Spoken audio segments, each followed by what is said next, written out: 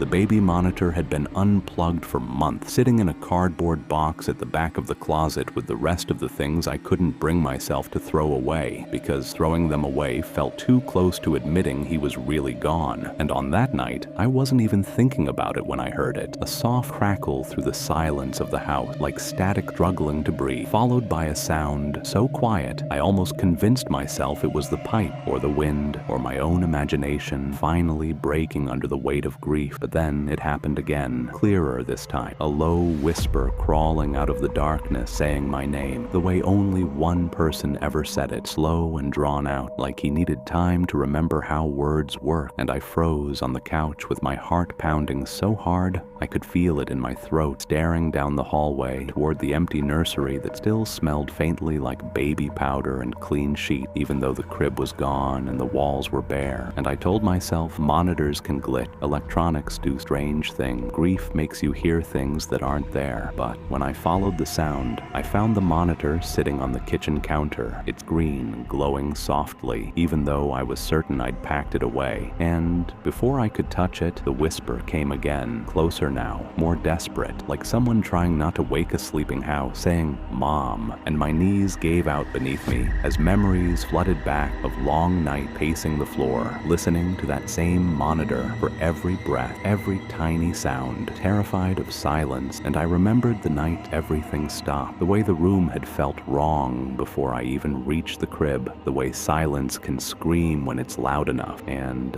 I must have blacked out, because the next thing I knew, I was sitting on the kitchen floor holding the monitor like it was something alive, begging it to stop, to let me rest, to let him rest. But the whisper didn't stop. It shifted, changing tone, no longer a child's voice, but something older, drained, like it was forcing itself through a narrow space, repeating phrases that made no sense. Too dark, and can't breathe, and don't turn it off. And I realized with sick clarity that the nursery camera light was on, casting a faint glow down the hall, even though there was nothing left in that room to watch. And when I stood in the doorway, the air felt heavier, colder, like the room had been holding its breath, and the camera slowly tilted on its mount, just enough to point directly at the doorway where I stood, and the monitor in my hands buzzed softly before the voice returned, no longer whispering, but speaking clearly now, calmly, saying, "You left me." Something inside me cracked, because I knew I hadn't. I knew the doctors said it wasn't my fault, that sometimes babies just stop, that there's no warning, no sound, no chance to fix it. But guilt doesn't care about logic. It only needs a place to live. And it had been living in me ever since, feeding on every what if and every sleepless night. And as the monitor screen flickered, I saw movement in the nursery. Not a body, not a shape, but an impression, like the air itself was bending inward toward the crib that wasn't there anymore. And the voice began to cry, not like a baby, but like something that had learned how to cry by listening, by remembering. And I reached out, stepping into the room, despite every instinct screaming at me to run, because a mother doesn't abandon her child, even when fear tells her to. And as I crossed the threshold, the door slammed shut behind me, the monitor in my hands going silent, plunging the room into a suffocating quiet that pressed against my ears. And in that silence, I felt it, the weight of something unseen settling into my arm, heavy and cold, like holding a memory too long. And the whisper returned right beside my ear, warm and intimate, saying, "You hear me now." And I understood then that whatever was speaking through the monitor wasn't my baby, not really, but something that had found me through my grief, something that knew the sound of my voice, the shape of my love, and the way guilt opens doors you don't know are there. And when the door finally creaked open on its own, I stumbled out of the nursery, gasping for air, the weight gone, but the echo still ringing in my head, and the monitor lay dark and lifeless in my hands once more, just plastic and wires, just a machine. But I didn't sleep that night or the next, because sometimes in the quiet, just before dawn, I still hear it, not through the monitor, not through any speaker at all, but from somewhere deep inside the house, a soft, familiar whisper